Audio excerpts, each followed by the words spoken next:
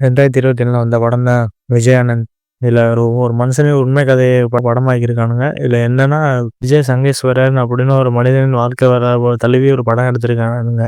படம் பார்க்கறதுக்கு உண்மையிலே செம்ம இன்ட்ரெஸ்டிங்கா தாங்க இருந்துச்சு. என்னன்னா, இதில என்ன ஒரு கதைன்னா, அ அப்பா வந்து பிரிண்டிங் பிரஸ் ஒண்ணு வச்சிருக்காப்புல. அத வச்சுக்கிட்டு அடுத்து அவருக்கு வேற தொழில் போகணும்னு ஆசையா இருக்கு. அதில ஒரு லாரி ஒண்ணு வாங்குறாப்புல. லாரி வாங்குனதுக்கப்புறம் அத நாளாக்குறாப்புல. அதிலருந்து ஒரு பிராண்ட் ஒண்ணு விஆர்எல்னு ஒரு பிராண்ட் ஒண்ணு உருவாக்குறாப்புல.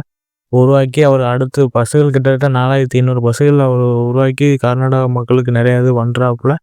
அதுக்கடுத்து என்ன பண்ணாப்புல, ஏது பண்ணாப்புல இதாங்க படம். படம் பார்க்கறதுக்கு உண்மையிலே செம்ம இன்ட்ரெஸ்டிங்கா இருந்துச்சு. இதுல என்னன்னா, ஸ்க்ரீன் பிளேல இருந்து எல்லாமே மட்டமா தான் இருக்கு. ஒரு இடமே நம்ம பார்க்கறதுக்கு கொஞ்சம் போரிங்கா தான் இருந்துச்சு.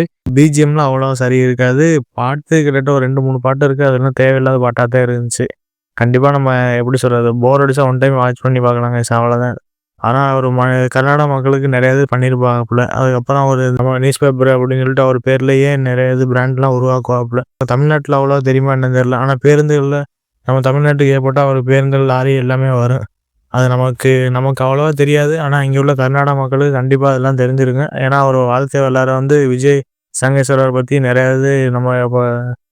இது எல்லாருக்கும் தெரியும். ஆனா நம்ம ஒவ்வொரு மக்களுக்கு தெரியாது. அத வாழ்க்கை வரலாற பத்தி படமா எடுத்திருக்கானுங்க. ஏன்னா ஒரு வாழ்க்கை வரலாற பத்தி இதுல வந்து தெளிவோட எடுத்திருக்க மாட்டானுங்க. சும்மா பேருக்குன்னு, கடமைக்குன்னு படத்த எடுத்து வச்சிருக்கானுங்க கைஸ். கண்டிப்பா நம்ம ஒன் டைம் வாட்ச் பண்ணி பார்க்கலாம் அவ்வளவுதான். வேற ஒண்ணும் கிடையாது கைஸ்.